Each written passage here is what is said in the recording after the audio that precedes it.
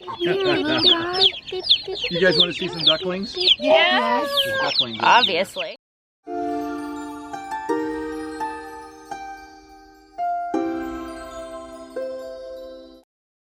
On our first full day at the ranch, we met Mark, who has a background in pastoral youth positions in the international context.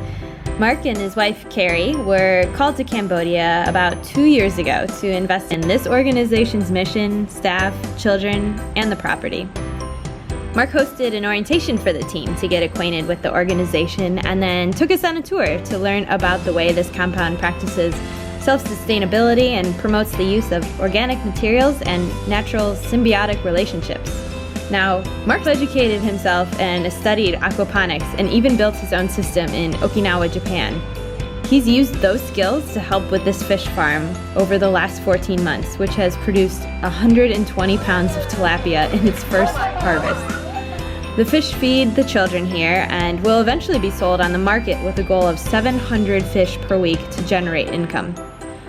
There's also a vision to potentially transform the original aquaponics system to grow and harvest freshwater shrimp to generate income for the property and the organization. Mark collaborates with local KiMBERLiTE staff and has been passing on these skills to educate and equip them in leadership and in the operations of the property management. 600 feet of piping were installed by a World Race Ministry team to lead the nitrate-filled water from the fish tanks to be distributed to water and fertilize the landscape and the gardens that are going in across the property. Composting bins and organic waste in the community enrich the gardens and amend the soils. The practice of vermicompost takes place through a concrete worm bed where garden waste and food trimmings feed the red wriggler worms.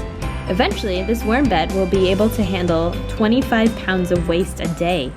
They use this vermicompost to add to the soil to enrich the gardens and trees that are plotted throughout the land. The worms are also harvested from the system to feed the birds and the fish on the farm.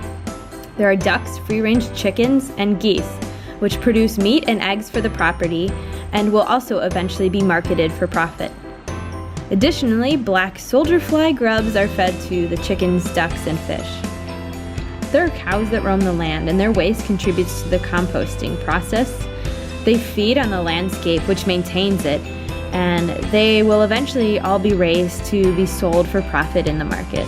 Really, the way that this organization has set up systems to complement one another in the operations of this property is truly remarkable, both logistically speaking and as a testimony to God's brilliance in His creation of nature. This organization has been a joy with whom to work and serve, and we have learned so much working alongside of Mark and the staff that are here.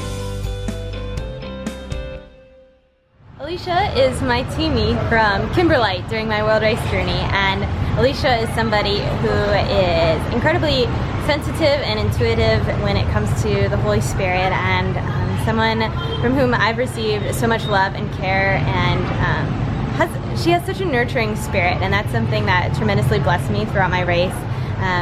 She speaks truth, and her friendship means the world to me, and it's really a friendship that was built over the time of traveling the world. So to carry that element into her supporting me from across the world, I think is a really incredible connection.